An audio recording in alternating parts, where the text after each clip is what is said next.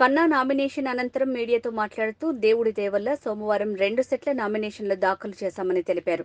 నియోజకవర్గంలో ప్రజలు అత్యధిక సంఖ్యలో పాల్గొని నామినేషన్ కార్యక్రమం విజయవంతం చేసిన ప్రతి ఒక్కరికి హృదయపూర్వక ధన్యవాదాలు తెలిపారు.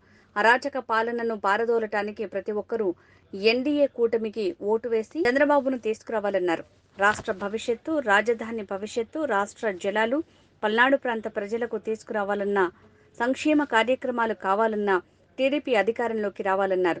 అలాగే నరసరావుపేట పార్లమెంట్ అభ్యర్థి కృష్ణదేవరాయలను నన్ను అధిక మెజారిటీతో ఓట్లు వేసి గెలిపించాలన్నారు. ఈ రోజున నేను 2 సెట్ల నామినేషన్ దాఖలు చేయడం జరిగింది. అత్యంత ప్రజాబలంతో నియోజకవర్గంలో ఉన్నటువంటి అత్యధిక సంఖ్యలో నన్ను ఆశీర్వదించడానికి ఇక్కడికి వచ్చి నామినేషన్ సక్రమంగా ఫైల్ చేయడానికి సహకరించినటువంటి సత్తెనపల్లి ప్రజానికానికి అందరికీ కూడా నేను హృదయపూర్వక ధన్యవాదాలు తెలియజేస్తా ఉన్నాను. అలాగే మే 13వ తారీఖు జరిగేటువంటి ఎన్నికల్లో ఈ రాక్షస అరాచక దుర్మార్గ పాలన భారద్రోళాలని ఈ ఓటు ద్వారా ప్రజాస్వామ్య పాలన ఎన్డీఏ ప్రభుత్వాన్ని చంద్రబాబు నాయుడు గారి నాయకత్వంలో మరి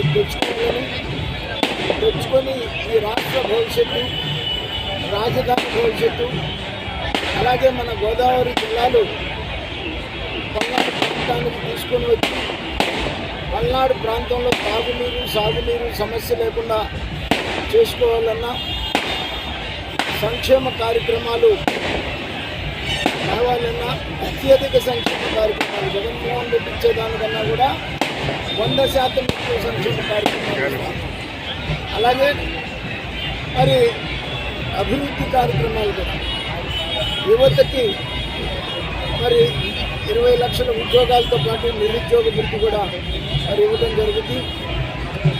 మన ఉమ్మడి జిల్లాలో అమరావతి రాజధాని నిర్మాణం కూడా మనం చేసుకోవడానికి అవకాశం ఉంటుంది. మళ్ళీ ఒకసారి పొరపాటు చేస్తే